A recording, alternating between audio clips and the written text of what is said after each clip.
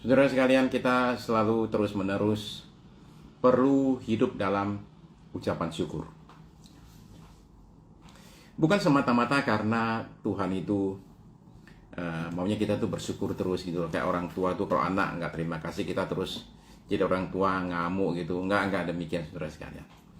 Tapi alasan kenapa kita diajar dan diajak untuk mengucap syukur dalam segala sesuatu adalah karena memang sesuatu yang ajaib adalah begini, bahwa ketika seseorang itu mengucap syukur, yang terima berkatnya itu bukan yang menerima ucapan syukur, tapi orang yang mengucap syukur. Saya ulang ya, ketika kita ini diajak dan diajar mengucap syukur, kita mesti sadarkan satu hal, bahwa kita menyuruh kita mengucap syukur bukan karena Tuhan itu perucapan syukur, bukan. Karena justru yang menerima berkat dari ucapan syukur bukan yang menerima ucapan syukur, tapi dari orang yang mengucap syukur. Dia yang terima berkat paling besar. Jadi karena itu ketika kita mengajar kita mengucap syukur dalam segala sesuatu, itu bukan ya memang istilahnya kok gitu sih, Tuhan itu gimana sih ucap syukur mulu. Tapi dia minta kita untuk lakukan hal ini karena kita yang terima berkat, ya. Jadi karena itu mari kita penuhi hati kita dengan ucapan syukur yang terus menerus, ya. Dalam segala sesuatu, segala alasan itu dimunculkan untuk mengucap syukur. Saya belajar konseling, terapi keluarga. Nah, yang saya pelajari ini adalah terapi keluarga, bentuk konseling keluarga yang sifatnya itu sekuler, ya. Tidak ada sama sekali diajarkan secara terbuka nilai-nilai rohaninya, nilai Kristennya nggak ada sama sekali. Nah, sekalipun saya belajar suatu pelajaran yang sama sekali tidak ada nilai Kristennya, tetapi kami itu diajar bahwa setiap kali kamu konseling orang, di akhir daripada konseling itu, daripada sesi, ada satu yang harus kita semua lakukan. Apa itu? Orang itu mesti diajak untuk mengucap syukur. Kenapa bisa demikian? Bayangkanlah karena kita ini waktu itu pendidikannya adalah bidang yang namanya psikoterapi. Ya. Psikoterapi Bapak Ibu bisa gambarkan lah, bisa punya bayangan lah ya. Yaitu menterapi bukan badannya orang, itu namanya fisioterapi. Tapi kami lakukan namanya psikoterapi, menterapi jiwanya orang. Jadi jiwa orang itu kita bedah, kita obok-obok. Nah sekarang saudara-saudara bayangkan begini ya, bayangkan begini. Oke, kalau saudara-saudara lihat ada dokter mengoperasi orang, dia bedah badannya orang itu, dibuka sini, oke? Ya. Nah setelah dibuka, kemudian setelah dia selesai sudah semua, dia nggak jahit, dia tinggal aja tuh. Orangnya bangun aja gitu. Ya, setelah obat biusnya habis, dia bangun dalam keadaan dadanya masih terbelah. Nah, itu gimana tuh kita bilang dokter demikian? Itu kita bilang nggak bertanggung jawab, bisa bikin pasiennya mati. Demikianlah kita diajar ketika mengkonseling itu, mengobok-ngobok jiwanya orang. Itu kayak orang lagi bedah. Yang dibedah itu bukan badan tapi jiwa. Adalah penting, selesai Anda sudah membedah, udah beresin di dalam, tolong dijahit. Jahitnya itu gimana? Jahitnya itu ya dengan jalan tadi diajak mengucap syukur.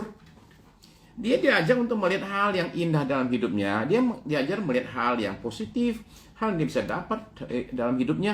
Dan itu seperti kayak orang bedah itu, jiwanya itu, badannya itu, badannya dijahit. Nah ini jiwanya dijahit lagi. Ya. Jadi ucapan syukur itu menjadi sesuatu yang sangat amat banyak dipelajari. Ya. Sangat amat banyak diselidiki, diteliti. Sehingga ada satu orang namanya Robert Emmons. Robert Emmons ini adalah dianggap sebagai pakarnya bersyukur top dunia. Karena si Robert Emmons ini menghabiskan 2-30 tahun dalam hidupnya sebagai profesor untuk menyelidiki seluk-beluk dari yang namanya ucapan syukur. Dan dia karang buku tebal banget. Ceritakan seluk-beluk ucapan syukur dan betapa dahsyatnya dan luar biasanya yang namanya ucapan syukur. Nah, saya bukan orang yang gampang pakai kata dahsyat loh, saudara tahu kan? Ya. Saya bukan orang yang gampang pakai kata dahsyat, enggak. Tapi mengucap syukur itu dahsyat. Dia punya kekuatan yang tidak pernah bayangkan kita bayangkan. Ya, ketika saya membaca hasil risetnya si Profesor Robert Emmons ini, saya bilang wow, luar biasa. Dan Alkitab itu penuh dengan anjuran kepada kita semua untuk kita mengucap syukur. Ya. Dan kita sendiri akan terima berkatnya. Ya. Jadi jangan bilang Tuhan kok minta ucapan syukur dulu. Bukan. Tuhan itu tahu persis. Dia menciptakan kita, roh, jiwa, tubuh kita. Jadi dia mengetahui persis apa yang bagus buat kita. Ya, makanya dia suruh kita bersyukur. Karena bersyukur itu bagus buat kita. Jadi malam ini saudara sekalian, apapun kondisimu, bagaimanapun keadaanmu, find something to be thankful for. Temukanlah satu hal dalam hidupmu yang bisa disyukuri. Salah satu penemuan hasil riset Dr. Robert Emmons adalah begini. Bahwa kalau orang itu tiap malam sebelum tidur, dia lakukan satu hal saja. Setiap malam sebelum tidur, dia menemukan 3 hal yang patut dia syukuri dalam hidupnya. 3 aja, sepanjang hari itu ya. Temukan 3 hal yang bisa disyukuri, ditulis. Kalau itu dilakukan selama 7 hari berturut-turut, 7 malam, itu efeknya itu kepada kejiwaannya itu terus-menerus berlangsung berbulan-bulan kemudian. Ya, itu ucapan syukur. Seminggu aja, saudara-saudara, temukan 3 hal yang bisa disyukuri dalam hidup saudara pada hari itu. Itu membawa perubahan pada jiwa seseorang. Ya, saya nggak bilang itu kemudian semua urusan beres, enggak. Tapi efek kepada kejiwaan seseorang itu luar biasa sekali. Berbulan-bulan kemudian. Jadi malam ini saudara sekalian, kadang kita alami kekecewaan, kadang kita alami setback, alami kemunduran macam-macam, tapi tetap jangan sampai kehilangan ucapan syukur kita. So, come. Mari kita bersyukur kepada Tuhan ya. Terima kasih buat malam ini Bapak Surgawi, kami bersyukur dan kami ingin menyatakan terima kasih kami untuk apa yang Tuhan perbuat sepanjang hari ini. Terima kasih Tuhan. Dan sekarang kami datang ke hadapan Tuhan dalam doa malam ini. Pertama-tama minta Tuhan mengampuni kami dari segala dosa dan kesalahan kami. Ampuni kami Tuhan akan kedagingan kami, akan kekurangan kami, dosa kami, kenajisan kami, kelemahan kami, kekurangan kami ya Tuhan. Kiranya darah Kristus itu boleh menyucikan kami sekalian dalam nama Yesus. Kami layak Tuhan masuk hadirat-Mu yang suci, berhiaskan kekudusan. Malam ini dengarkanlah doa-doa kami naikkan untuk orang yang kami kasih, untuk pekerjaan Tuhan buat bangsa kami. Terima kasih di dalam nama Yesus, terimalah sembah kami malam ini ya Tuhan. Kami bersyukur di dalam nama Yesus. Amin. Saudara sekalian tahu bahwa saya ini lagi baca satu buku judulnya Mountain Rain. Mountain Rain itu ada di postingan saya. Saya munculkan cover bukunya. Mountain Rain itu adalah kisah tentang misionaris bernama James Fraser.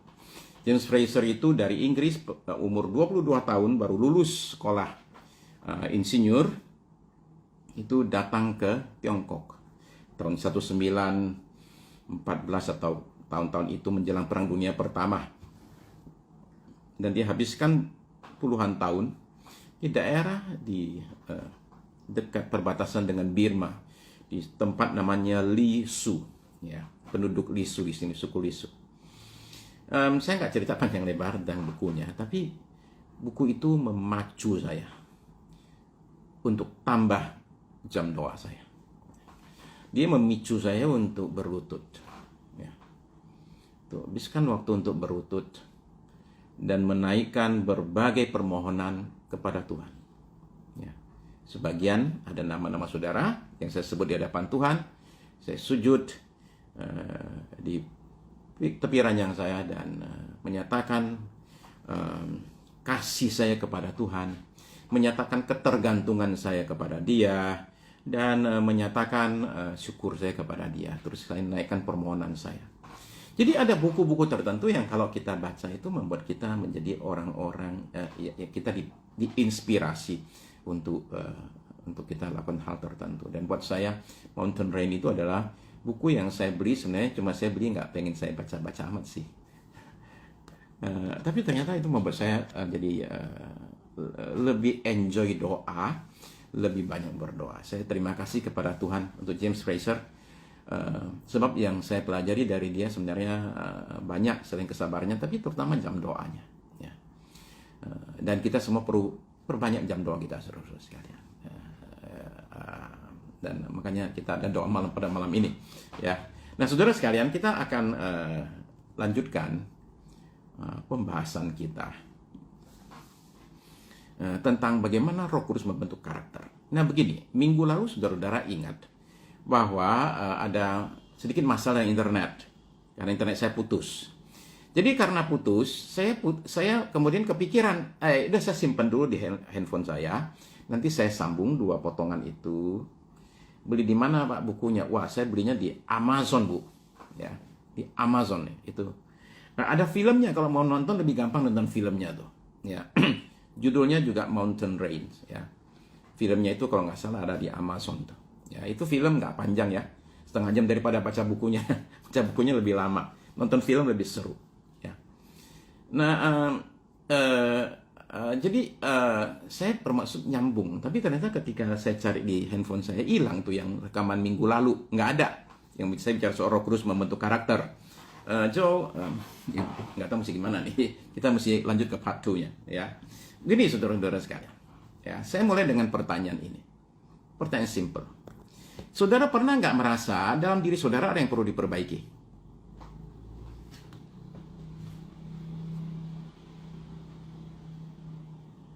Ada nggak?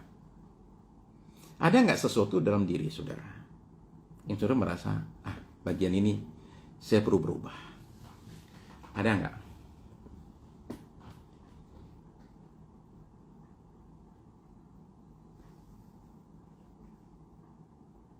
Pernah ya? Oke, iya ya, ada ya. Oke. Kalau saudara banyak. Oke, begini loh. Kalau saudara bilang ada atau banyak, oke, ya. Itu jawaban yang normal. Oke. Kalau saya ditanya gitu, jawaban saya sama. Jawaban saya adalah banyak. Banyak. Ya. Dan saya senang dengarnya kalau saudara bilang ya ada. Oke, kita semua ngaku terus terang lah, ya. Semua kita itu ada banyak sekali yang perlu diperbaiki. Ya. Oke, ya begitulah. Oke. Nah, oke, jadi kita sadar ya, kita perlu banyak berubah nih. Cuma saya mau tanya, saudara pernah nggak bikin janji akan berubah, tapi nggak berubah? Ada nggak yang gitu? Udah, ini nggak benar nih. Saya punya sifat ada jelek, oke? Jadi saya mau berubah nih. Oke? Saya janji akan berubah, tapi nggak berubah. Ada beberapa orang itu membuat daftar tiap tahun. Daftarnya itu namanya resolusi tahun baru. Dimana bikin list ya, tahun ini saya mau berubah ini. Nah, saya kasih tahu ya. Semua kita begitu ya. Oke, semua kita begitu. Mari kita ngaku terus terang. Oke, saya gitu. Oke, janji mau berubah. Sudah waktunya nggak berubah-ubah. Oke, kita semua alami itu ya. Nah, ada orang bikin orang tuh sering bikin ya. Daftar tahun baru tuh saya mau berubah apa-apa gitu. Saudara tahu nggak apa yang sering kali muncul dalam daftar perubahan tahun baru? Itu sudah diselidiki. Ya, paling banyak itu ada 2. Nomor 1, janji akan banyak olahraga sepanjang tahun baru ini. 1, banyak olahraga. Kedua, menurunkan berat badan. Itu 2 itu. Ya. Akan perbanyak olahraga, akan olahraga. Kedua, akan kurangi berat badan. Dan 2 ini seringkali gagal. Iya. Nah, begini saudara-saudara sekalian. Ya. Pada abad ke-19, itu di London ada satu orang. Bukan. Itu yang, oke. Sama, semua kita begitu. Ya. Nah, begini saudara sekalian. Pada abad ke-19, di London itu, tahun 1800 sekian, itu ada satu ateis bernama Charles Bradlaugh. Ya. Charles Redlaw ini itu dianggap pada zaman itu ateis nomor satu di Inggris. Jadi dia menantang satu orang Kristen untuk debat, mempertanyakan kebenaran Kristen. Nah, orang yang tantang ini, target dari 4 tahun lalu nggak tercapai, sudah 4 tahun. Aduh. Nah, yang ditantang debat ini namanya Huey Hughes, ya, namanya rada aneh ya, Huey Hughes. Ya. Nah, Huey Hughes ini adalah seorang penginjil yang melayani orang miskin di London. Ditantang berdebat. Oke, diterimalah tantangannya itu. Tapi, si penginjil ini bikin satu syarat kepada ateis itu. Dia bilang, saya setuju. Ya, ya, sekarang mendingan nggak usah janji lagi ya. Mendingan langsung berubah aja. Daripada stres, nggak tercapai. Begini saudara sekalian. Jadi, si Hughes ini, penginjil ini, bilang sama si ateis, saya setuju kita debat. Tapi saya minta satu syarat. Yaitu bahwa kita masing-masing membawa bukti tentang kebenaran iman kita masing-masing. Ya. Kita bawa bukti nyata kebenaran iman kita masing-masing dalam bentuk orang-orang, pria wanita yang itu dulu hidupnya itu ngaco, ya, nggak benar, kemudian berubah karena ajaran iman kita. Ya, itu tantangan daripada si penginjil Hughes kepada ateis Charles Redlaw. Dia bilang kita masing-masing bawa 100 orang, laki perempuan sama aja, 100 orang yang hidupnya itu dari semula kacau berubah jadi baik karena ajaran Kristen. Saya bawa 100 orang, nah Anda bawa 100 orang yang hidupnya berubah dari semula kacau jadi baik gara-gara jadi ateis. Kemudian si penginjil Hughes ini tambah jadi. Dia bilang gini, oke, kalau Anda tidak bisa membawa 100 orang, Anda cukup bawa 50 orang. Saya tetap bawa 100. Dan dia bilang gini, kalau Anda nggak bisa bawa 50 orang yang berubah hidupnya, dari semula ngaco jadi baik, gara-gara jadi ateis, nggak usah 50 lah. Anda cukup bawa 20. Saya tetap bawa 100. Akhirnya dia tantang lagi. Anda tidak usah bawa 20.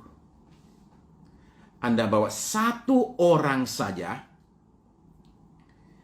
yang hidupnya itu berubah dari ngaco jadi baik gara-gara dia jadi ateis. Bawa 1 orang saja. Saya tetap bawa 100 orang yang hidupnya berubah dari ngaco jadi baik gara-gara ikut Yesus. Kalau Anda setuju bawa itu, Anda bawa 1, saya bawa 100. Kita debat. Apa yang terjadi? Charles Redlaw batal. Nggak jadi debat. Kenapa? Karena dia tidak berhasil menemukan 1 orang saja yang hidupnya ngaco jadi baik gara-gara jadi ateis. Saudara-saudara sekalian, begini loh. Semua kita ini dulu ngaco. Kita datang kepada Kristus. Ya. Nah, sebagian sifat jelek kita berubah. Tapi nggak semua. Ya. Ada lagi sifat-sifat dalam diri kita yang masih perlu diperbaiki. Nah, proses perbaikan ini menurut saya adalah perbaikan yang sifatnya itu seumur hidup. Nah, ini dalam istilah teologianya, proses perubahan ini itu yang disebut dengan nama, kalau bahasa Inggrisnya itu sanctification, yaitu proses pengudusan.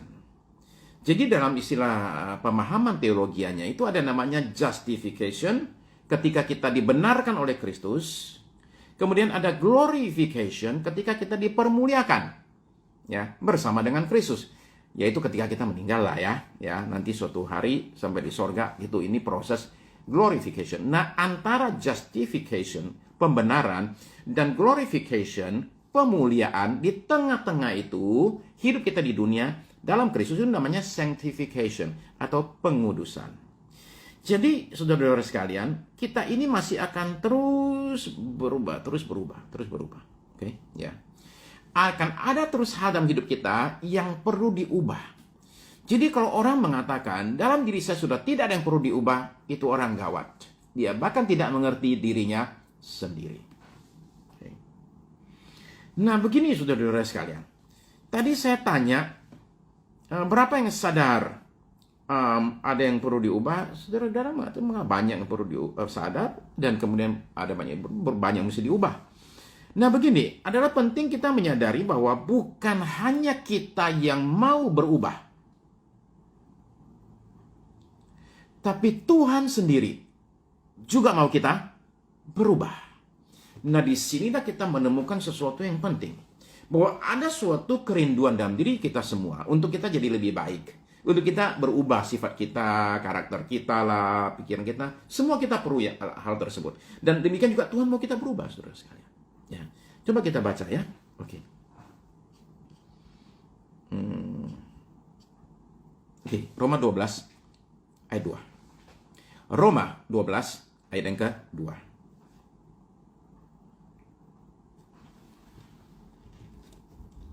Roma 12 ayat yang ke-2. Janganlah kamu menjadi serupa dengan dunia ini, tetapi berubahlah oleh pembaharuan budimu, sehingga kamu dapat membedakan manakah kehendak Allah, apa yang baik, yang berkenan kepada Allah, dan yang sempurna. Nah, saudara perhatikan kata penting ini ya. Yaitu berubahlah oleh pembaharuan budimu. Berubahlah. Nah, kata ini dalam bahasa Yunani-nya itu semua kita tahu kata ini, metamorfosis, oke? Ya. Metamorfoste, ya, dalam istilah bahasa Yunani-nya itu. Nah, ini adalah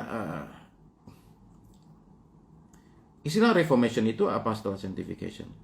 Reformation itu menurut saya bagian daripada sanctification. Sekalipun reformation bukan istilah yang secara teologis dipakai untuk menggambarkan ini ya. Secara teologis reformation lebih ke arah menggambarkan yaitu situasi ketika Martin Luther dan teman-teman dipakai Tuhan membawa suatu perubahan ya, reformasi Protestan. Istilahnya yang lebih tepat itu sanctification. Nah, jadi metamorfose itu metamorfose istilah kita kalau dalam bahasa kita. Metamorfose itu dari dua kata. Meta itu artinya change after being with, yaitu perubahan setelah bersama dengan si A. Ya, itu namanya meta, yaitu perubahan setelah bersama dengan. Change after being with, itu meta. Ya. Morfo itu adalah changing form, yaitu bentuknya berubah in keeping with inner reality. Jadi perubahan bentuknya, luarnya itu hanya berubah, tapi sesuai dengan realita yang di dalam. Jadi metamorfose ini adalah yaitu sebenarnya seorang itu alami perubahan yang dimulai dari dalam. Tapi setelah dia bersama dengan si A, oke, dengan sesuatu pribadi. Ya. Nah, itu adalah metamorfose. Dan ini dipakai untuk menggambarkan Tuhan Yesus ketika dia ada di bukit transfigurasi itu, ya, di mana katanya dia berubah, bajunya jadi putih. Tapi saudara mesti memahami bahwa bukan bajunya putih, karena dipakai kata istilah transformasi itu. Metamorfose, metamorfose. Jadi Tuhan Yesus itu katanya metamorfose. Jadi dengan kata lain, sinar yang muncul di bajunya dan tubuhnya putih itu bukan karena bajunya putih. Itu muncul karena di dalamnya itu putih. Dari dalam itu muncullah sinar tersebut. Nah, itu metamorfose. Jadi kita diminta untuk metamorfose. Kita diminta untuk lakukan proses metamorfose ini. Perubahan yang di luar itu, yang kelihatan di luar, changing form, berubah formnya, bentuknya, sesuai dengan inner reality, realita dalam diri kita. Kemudian itu karena kita bersama dengan, dalam hal ini saudara-saudara sekalian, kita perlu tanyakan bersama dengan siapa atau apa. Oke, mari sekarang baca 2 Korintus pasal 3 ayat 18. 2 Korintus pasal 3 ayat 18. Minum dulu ya.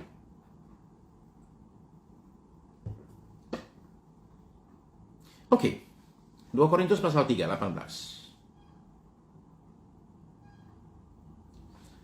Dan kita semua mencerminkan kemuliaan Tuhan dengan muka yang tidak berselubung. Saudara mesti baca seluruh pasalnya dari ayat 1 ya. Oke, saya nggak baca itu. Ya. Tapi kita semua mencerminkan kemuliaan Tuhan dengan muka yang tidak berselubung. Beda dengan Musa yang mesti menutup selubungnya. Kenapa dia mesti menutup? Karena cahayanya pudar. Ya. Nah, kita nggak usah demikian. Kenapa? Dan karena kemuliaan itu ya, datangnya dari Tuhan yang adalah roh, maka kita diubah menjadi serupa dengan gambarnya, gambar Tuhan, dalam kemuliaan yang semakin besar. Dan mencapai puncaknya ketika kita nanti dalam hidup yang akan datang. Jadi saudara-saudara sekalian begini. Jadi saudara, tadi saya katakan bahwa itu perubahan dari dalam, metamorfose, yang muncul karena kita bersama dengan siapa? Saudara sekalian perhatikan. Kita ini diubah menjadi serupa dengan gambar Tuhan kita, Yesus Kristus. Ya. Nah, jadi tapi semua ini dilakukan melalui roh, karena disebut tadi Tuhan yang adalah roh. Ya. Jadi saudara sekalian begini, ada banyak orang berusaha berubah dengan memakai berbagai cara. Dengan katakanlah tadi itu janji-janji dan sebagainya, dengan usaha manusia, dengan niat baik dan lain sebagainya. Itu semua nggak cukup, saudara sekalian. Ya, nggak cukup. Kita ini mesti bedakan antara keinginan untuk berubah dengan kuasa untuk berubah. Dua-duanya kita perlu. Kita ini perlu adanya keinginan, kemauan untuk berubah. Itu perlu start dari situ. Tapi orang nggak cukup dengan kemauan saja. Orang tidak hanya perlu punya keinginan untuk berubah, dia perlu punya kuasa untuk berubah. Nah, kuasa untuk berubah ini hanya muncul dari satu pribadi, yaitu Roh Kudus. Jadi metamorfose adalah, yaitu ketika kita berubah, dimulai dari bagian dalam setelah kita menghabiskan waktu bersama dengan Roh Kudus. Itu metamorfose. Jadi dari Roh Kuduslah dimulai perubahan tersebut terjadi dalam diri kita. Ya. Nah, jadi itu kuncinya. Kuasa roh, saudara-saudara sekalian. Nah, saya bicara kemarin soal Roh Kudus, ya, bagaimana dia bekerja dalam diri kita. Nah, tapi sekarang saya mau ajak kita semua untuk kita ini perhatikan beberapa hal ini, saudara sekalian. Nomor 1, kita mesti mulai dengan namanya kesadaran. Ya, kesadaran apa nih? Kesadaran akan keberadaan Roh Kudus dalam hidup kita. Ya, kita mulai dengan itu dulu. Ya, saya perlu sadar bahwa ada Roh Kudus dalam hidup saya. Nah, saya ini menyadari bahwa sebagian orang bergumul dan bertanya, adakah Roh Kudus dalam diri saya? Tapi kalau saudara membaca di dalam 1 Korintus pasal 12. 1 Korintus pasal 12. 1 Korintus pasal 12.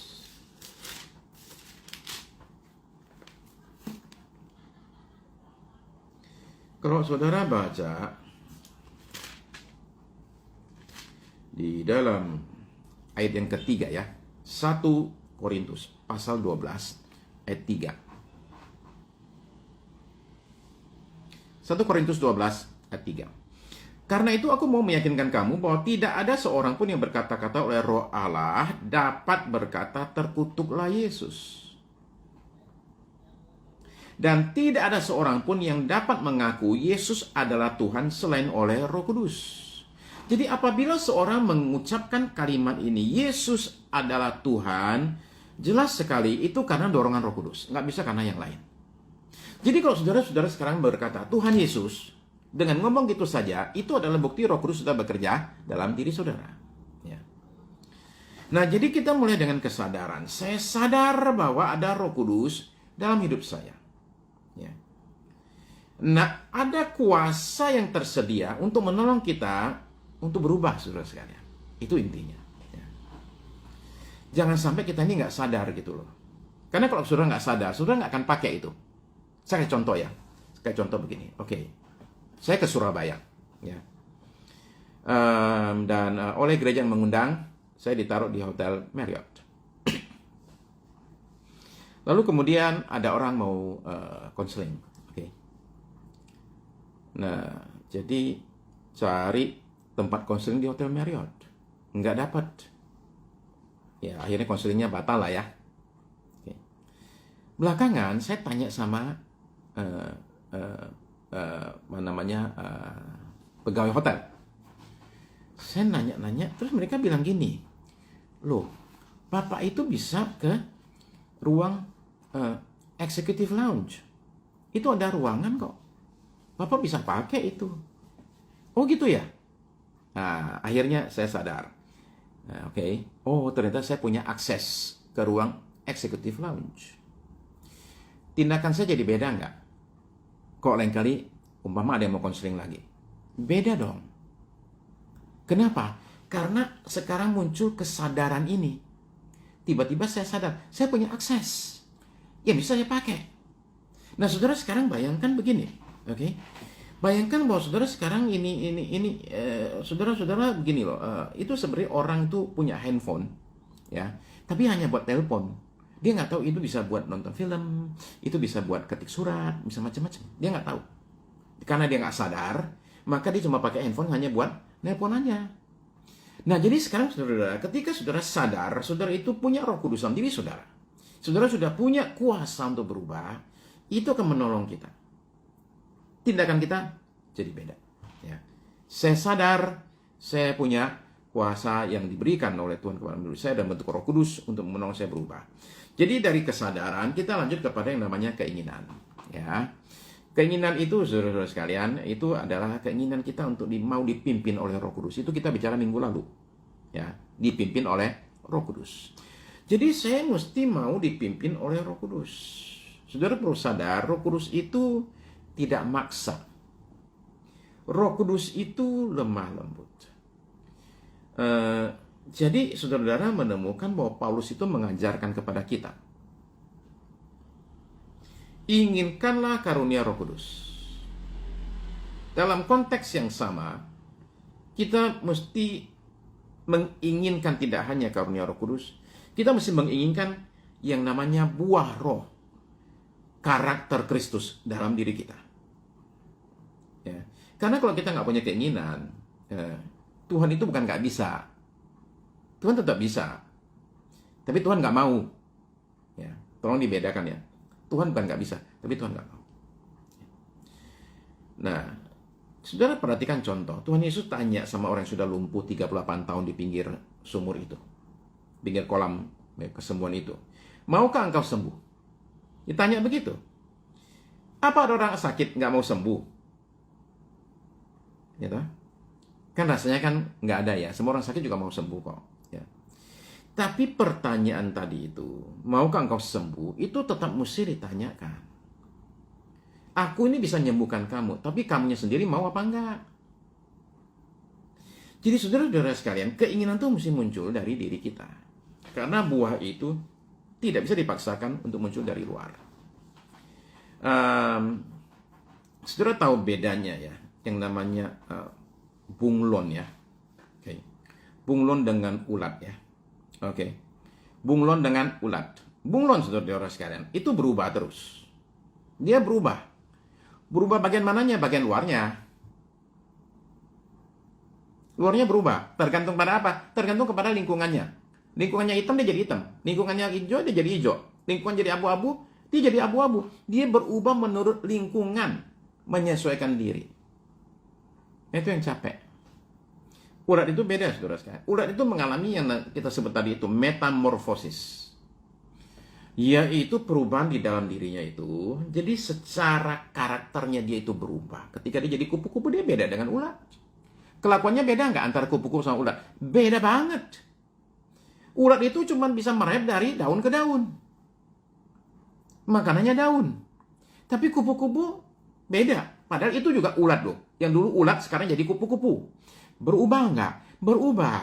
Cara geraknya berubah. Tingkah lakunya berubah. Makanannya pun berubah. Semuanya berubah. Nah itu yang disebut dengan metamorfosis. Ya, tapi perhatikan bahwa perubahan ini adalah suatu proses, bukan sesuatu yang hari ini kita pengen besok jadi. Enggak. Dia adalah suatu perubahan yang metamorfosis sifatnya itu, perubahannya itu sifatnya itu memakan suatu proses yang panjang. Ya. Nah, proses ini penting saudara sekalian. Ya. Jadi saudara bayangkan begini, ulat jelek dihindari orang. Oh, orang deh ulat dia ya enggak ngeri, nggak mau, ya nggak mau dekat-dekat. Ya, jadi ulat tuh jijik gitu loh. Gini badannya kayak gini merah terus. Oke. Tapi ketika dia berubah jadi kupu-kupu, perhatikan. Semula badannya gemuk, tiba-tiba sekarang jadi langsing banget. Ya. Kemudian tumbuhlah yang tidak ada pada ulat, yaitu sayap. Pada ulat nggak ada. Jadi terjadi metamorfosis ketika dia dalam kepompong tersebut. Perubahan terjadi dalam yang kemudian muncul di luar. Menjadi indah sekali. Nah, jadi saudara-saudara sekalian, perubahan itu jangan dipaksakan dari luar seperti bunglon. Hasilnya nggak bagus. Dan hasilnya nggak bisa bertahan lama. Ya. Saya kasih contoh begini. Saya kasih contoh. Ada orang ke gereja. Ya. Karena berbagai alasan lah ya. Orang ke gereja. Masalahnya orang ini, rambutnya itu laki ya, panjang sampai sepinggang gini. Merokok. Terus dia masuk gereja, dikasih tahu, Dek, kalau minggu depan mau balik sini lagi, tolong rambutnya dipotong. Ya. Di sini gereja ada aturan, orang kebaktian di sini kalau laki, dia punya rambut panjangnya itu maksimal 7 cm, dan nggak boleh merokok. Ya, kalau mau kebaktian di sini lagi minggu depan. Nah, tapi orang ini ada kepentingan nih, dia mau tetap kebaktian nih. Jadi apa yang dia kerjakan? Minggu berikutnya, pada hari Sabtu dia potong rambut. Dan dia pesan sama masnya. Ya, tolong potonginnya itu, panjangnya itu jangan sampai lebih dari 7. Potongin 6,5 deh. Siapa tahu malam ini saya tidur, besok udah tambah setengah senti. Jadi demikianlah dia potong rambut 6,5 senti. Karena aturan 7 dia potong 6,5, mepet. Ya. Kemudian sebelum dia masuk gereja, dia di parkiran, bisa teriak, Uyusap, dia buang, kemudian dia langsung ambil temennya para pengkhotbah, yaitu fisherman's friend. Nah, demikianlah dia masuk gereja tersebut. Ya, itu gereja ada aturan, rambut harus 7 cm dan tidak boleh merokok. Jadi asyir tugasnya itu selain menyalami jemaat, juga bawa mistar. Mistar untuk apa? Mengukur rambutnya orang yang datang. Kira-kira. Okay. Nah, si A ini kan datang. Mau masuk, stop dulu. Kita pengen periksa. Rambut kamu mencurigakan. Oke, diukur. 6,9 cm. Kata itu Asyar, untung kamu. Tambah 1 mili lagi. Gak boleh masuk, tahu nggak? Tunggu dulu. Coba keluarin nafas. Wih, fisherman's friend, luar biasa. Silakan masuk. Demikianlah kita ini. Di dalam gereja itu, ada orang ikut aturan. Rambutnya pendek terus, 7 cm terus. Tapi tiap kali dia duduk di situ, dia memimpikan rambutnya panjang, dan dia mimpi cepat-cepat kebaktian selesai. Kenapa? Aku pengen merokok. Nah, demikianlah. Itu yang terjadi. Dia berubah nggak? Dia berubah. Tapi dalamnya nggak berubah. Itu yang terjadi. Nah, kita ingin supaya orang ini, karena sesuatu hal terjadi, pada satu titik di dalam kebaktian itu, tiba-tiba tersentuh hatinya oleh Roh Kudus. Dan dia sadar, ya, aku perlu berhenti merokok nih. Lalu kemudian bukan hanya itu, rambut gua kayaknya kayak gitu nggak enak dilihat nih. Begitu keluar gereja nggak usah disuruh, dia langsung ke salon. Dan dia bilang, botakin. Sisain 5 cm. Kemudian dia berhenti merokok. Itu berubahnya karena, itu tetap berubah kan. Tapi yang satu berubah karena dipaksa dari luar, yang kedua berubah karena dari dalam. Nah, kita pengen yang dari dalam. Kenapa? Karena perubahan itu permanen. Dan itu dimulai dengan suatu keinginan, saudara-saudara sekalian. Oke, saya punya waktu habis. Nah, langkah demi langkah, kita tidak akan langsung sempurna. Ya. Langkah demi langkah, kita tidak akan langsung sempurna. Kadang-kadang kita seperti anak kecil, masih jatuh, bangun, jatuh, bangun, jatuh, bangun. Ya, begitulah ya, seperti Farisi kira-kira gitu ya, dengan macam-macam aturannya. Jadi kita kadang-kadang masih jatuh. Ya. Ketika jatuh itu, tolong ingat. Pada waktu kita masih kecil, ketika kita itu belajar berjalan, ya, orang tua kita lihat kita jatuh terus.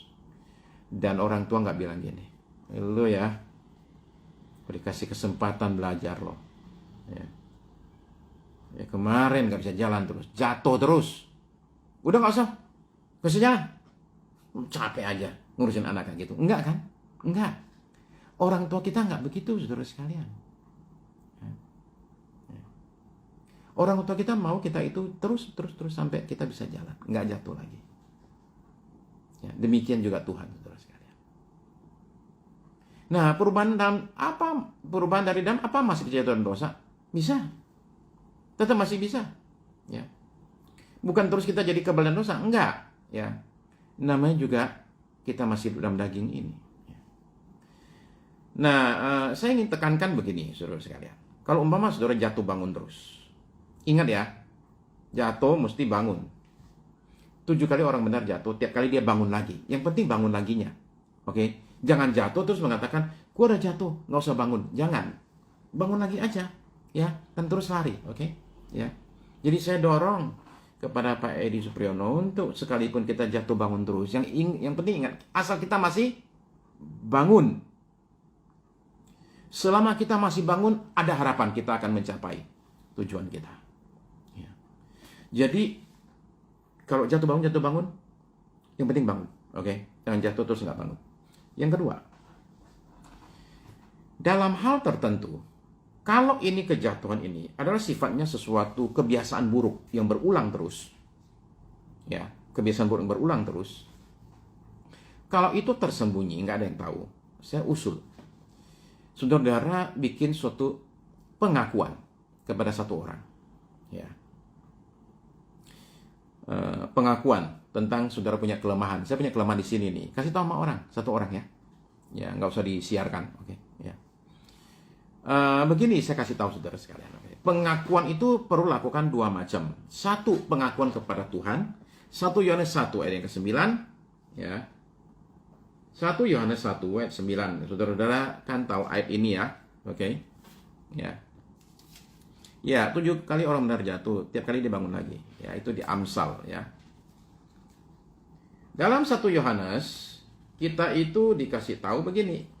Ya. Jika kita mengaku dosa kita, Tuhan itu setia dan adil. Sehingga katanya, Ia akan mengampuni segala dosa kita dan menyucikan kita dari segala kejahatan. Jadi kita perlu ngaku dosa sama Tuhan. Untuk apa? Ia akan mengampuni kita. Jadi akuilah dosamu kepada Tuhan untuk dapat namanya pengampunan. Ya. Oke, sekarang yang kedua, saya lanjut dulu ya. Sekarang yang kedua, kita perlu ngaku sama manusia. Ya. Kenapa ngaku sama manusia? Coba kita baca Yakobus, ya. Yakobus pasal yang ke-5 ayat yang ke-16. Yakobus 5 ayat yang ke-16. Kita ngaku sama manusia. Karena itu hendaklah kamu saling mengaku dosamu dan saling mendoakan supaya kamu sembuh. Ya, itu Yakobus 5 ayat 16. Karena itu hendaklah kamu saling mengaku dosamu dan saling mendoakan supaya kamu sembuh. Perhatikan saudara sekalian. Ngaku dosa itu ada 2 macam. Satu, ngaku sama Tuhan mendapatkan pengampunan. Yang kedua, ngaku sama manusia untuk mendapat apa? Kesembuhan. Jadi, saudara-saudara sekalian, begini. Kalau ada suatu kebiasaan buruk yang berulang terus, terutama suatu katakanlah seperti dosa yang tersembunyi, dia itu punya kecengkraman untuk mengikat orang. Karena apa? Karena tersembunyi. Kekuatannya itu didapat karena kita sembunyikan itu. Tapi kalau kita ngaku sama satu orang, maka kekuatannya akan berkurang. Dan kemungkinan besar kita akan bisa lebih pulih. Asal ada doa dan saling mendoakan supaya kamu sembuh. Doa orang benar bila dengan yakin didoakan sangat besar kuasanya untuk mematahkan semua belenggu, saudara sekalian. Ya. Apa bisa dengan kebiasaan, Pak? Kalau jatuh terus belum tahu bangun, kapan, gimana solusinya, Pak? Ya, yang penting begini loh. Kalau saya jatuh, seseorang jatuh dalam dosa, dia perlu segera sadar. Ya, waduh saya dosa nih. Terus dia ngapain? dia datang ke Tuhan dan bilang, Tuhan, aku mengaku aku ini dosa. Ampuni dosaku Tuhan, ampuni kesalahanku Tuhan. Nah itu dia bangun. Dan dia mesti minta kekuatan dari Tuhan untuk aku ini boleh bertahan lain kali godaan datang. Ya. Nah itu adalah caranya. Ya. Pokoknya bangun yang dimaksud adalah ketika saudara sadar ini dosa dan jangan ulangi lagi. Tekadnya demikian. Ya, minta kekuatan dari Tuhan. Itu namanya jatuh bangun, jatuh bangun, jatuh. Bangun terus, bangun. Ya. Sadari bahwa ini adalah dosa, ini salah. Saya minta ampun sama Tuhan. Saya jalan lagi. Ya. Nah itu begitu saudara-saudara sekalian. Ya. Jadi kita ini mulai dengan kesadaran. Saya sadar saya punya Roh Kudus. 2, saya mulai ingin untuk hidup benar, ingin berubah. Nomor 3, saya sekarang wujudkan dalam tindakan. Tindakan seperti apa? Yaitu saya sekarang berusaha untuk bergaul dengan Roh Kudus, mencari tahu kehendak Roh Kudus dalam doa saya.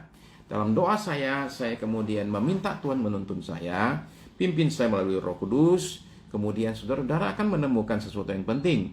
Saudara akan menemukan, Benny sudah sembuh dari COVID, oke, sip, ya. Nah, saudara-saudara sekalian, kita akan menemukan bahwa ada suara yang akan tuntun kita, bicara sama kita. Ya. Terutama di awal orang bertobat, suara itu kencengnya bukan main. Di awal orang bertobat, kenceng bukan main. Kita mau bikin dosa nih, ada suara yang ngomong loh, nggak boleh. Ya. Kalau dulu suaranya dalamnya ngomong gini, maju terus. Sekarang, nggak boleh. Itu ada yang nahan kita. Ya. Kalau sudah mengaku sama Tuhan dan mengaku pada seorang, tapi masih kumat itu gimana Pak? Pikirkan kemungkinan untuk pelepasan. Itu mungkin ada suatu ikatan. Ya. Untuk pelepasan, didoakan pelepasan. Ya. Begitu. Oke. Karena berarti ikatannya kuat. Ya. Tapi saya juga ingin katakan begini loh. Kalau seorang jatuh bangun, dia perlu menyelidiki, kenapa aku jatuh lagi? Bisa nggak? Karena pergaulannya. Temannya belum berubah. Temannya masih itu juga tuh, yang bawa dia ke jatuh dan dosa. Temanmu perlu diganti. Hal tertentu perlu dilakukan untuk membuat suatu perubahan. Ya. Untuk menolong kita. Ya. Katakanlah jatuh dosa selalu di tempat tertentu tuh. Tempat itu jangan didatangin lagi. Ya. Hindari tempat tersebut. Hindari orang tertentu, hindari tempat tertentu yang membuat kita jatuh terus. Ya. Perlu ada hikmat juga ya bekerja di sini. Oke, jadi saudara sekalian, mari kita sekarang ini pekakan diri kita dengan suara Roh Kudus yang mengatakan, jangan lo.